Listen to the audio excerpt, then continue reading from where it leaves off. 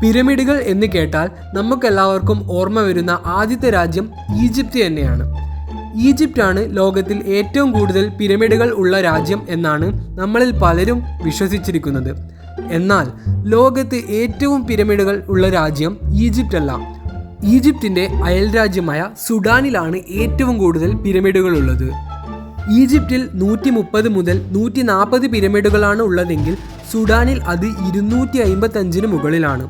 ഇത്രയും വലിയ വ്യത്യാസമുണ്ടായിരുന്നിട്ടും എന്തുകൊണ്ടാണ് നമുക്ക് പിരമിഡ് എന്ന് കേൾക്കുമ്പോൾ ഈജിപ്തിനെ മാത്രം ഇന്നും ഓർമ്മ വരുന്നത്?